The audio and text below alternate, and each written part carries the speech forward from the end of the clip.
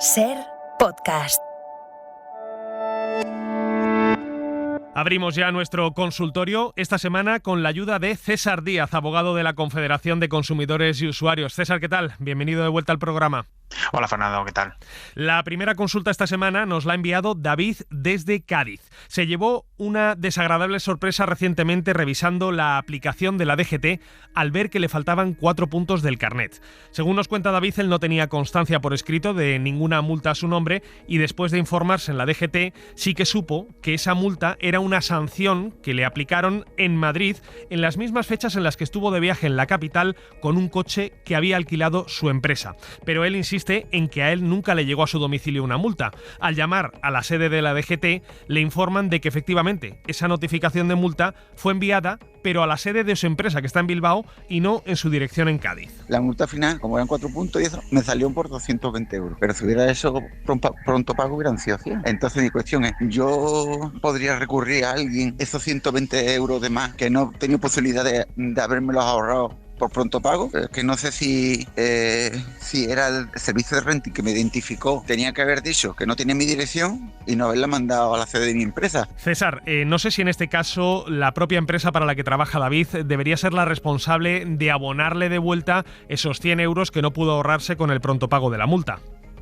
Bueno, aquí más allá de lo que comentas es la entidad que multa al oyente es quien debe notificar, en este caso la DGT, quien debe notificar que se le ha multado una sanción para que en su caso pudiera recurrirla o no. Ya no solo por una cuestión económica, sino por los 4 puntos. No sabemos cuál es el problema por el que le han multado, pero a lo mejor no está de acuerdo y podría recurrirla. Entonces, esta multa le debió llegar a él personalmente porque es el responsable de la acción, con independencia que luego si la empresa quisiera pagarle la multa, pero al final él es el responsable y es el que debe asumir las consecuencias de su infracción.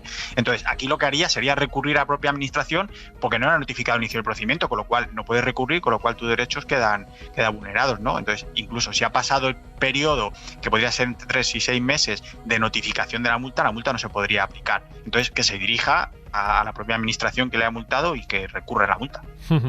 La siguiente consulta nos la ha enviado María José.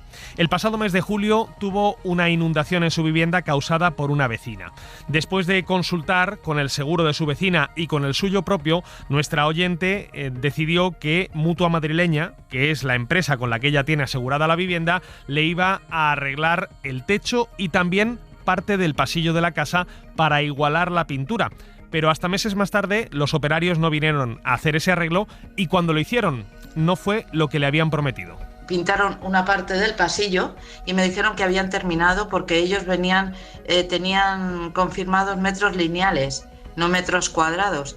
Entonces, desde el 12 de octubre vengo padeciendo que siguen sin ponerse de acuerdo la compañía que tiene que pintar estas paredes y el peritaje que tiene Mutua Madrileña. Así que nuestra oyente nos confirma que las goteras se arreglaron, pero la empresa de seguros no ha acabado de pintarle bien la casa a pesar de que, según su póliza, sí tenían que hacerlo. ¿Qué puede hacer María José ante una situación como esta?